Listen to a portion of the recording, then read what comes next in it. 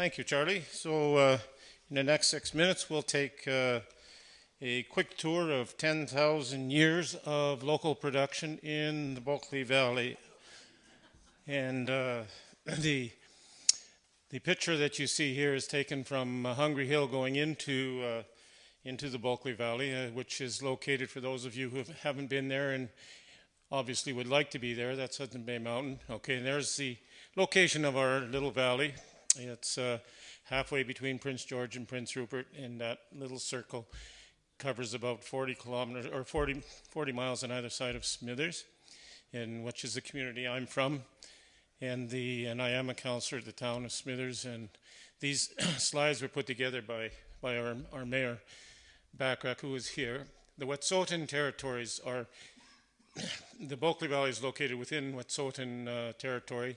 The Wet'suwet'en Nation has been intact for well over 5,000 years in that area with those same boundaries.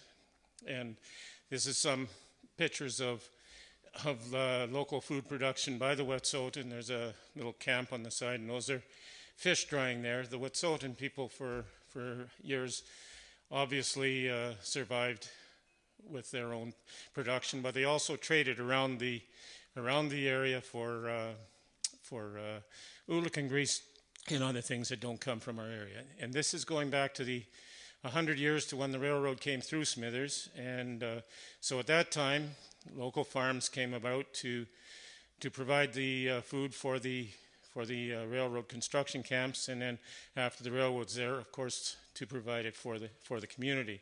This is a shot of our fall fair down by the river, and they've been holding fall fairs there for 94 years now, and this is a place where people come together from various places to show their stuff and with their animals and whatnot. And we have this slide depicts two dairies that we have had, milk production facilities that were located, one in Telkwa and one in Smithers. Unfortunately, neither one of them is still operating, even though we still have dairy farms. The unfortunate thing is this is a local, both a dairy farm and a beef farm. This is a family. The older fellow on the left-hand side there is a former mayor of Smithers, Jimmy Davidson, and this is his family. They've been farming in the Bulkley Valley for close to 60 years. Well, he has. The kids are still doing it. But this is our new generation of farmers.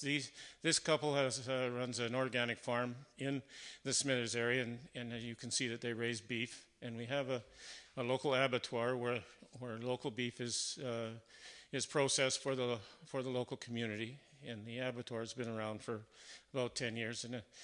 And this depicts these, not so much the pigs as the 4-H club. We've had a 4-H club around in the area for many years, and they keep young people involved in agriculture and continue to produce more farmers for our region, and they come to the fall fair every year. This is to depict the Women's Institute.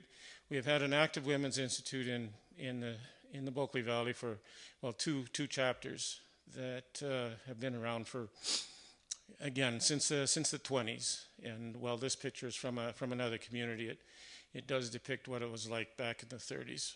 And this is a shot of our mountain in the background, but this is our farmers market that meets, well, you can see Saturdays 8 to 10 from May to late September. And then during the winter months, which is 6 months in Smithers, they operate in a local, in the curling rink actually, twice a month.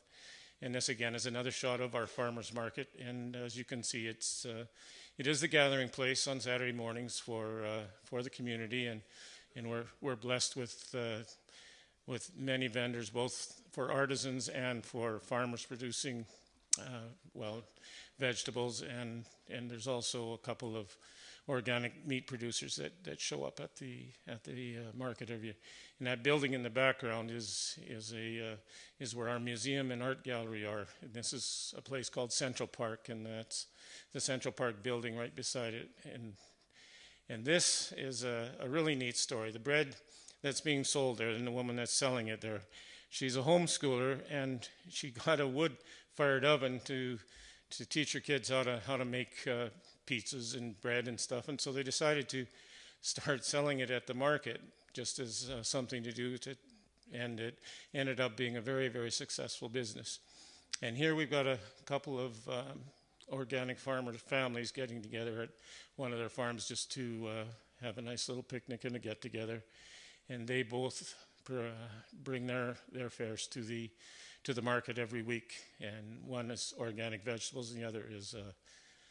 Now we're going to talk about our Groundbreakers initiative, which is a demonstration community garden, and plus we also have the Northern Root Garden, which is actually the garden in the background with that little greenhouse there. The municipality made some land available for people to rent plots and do the gardens.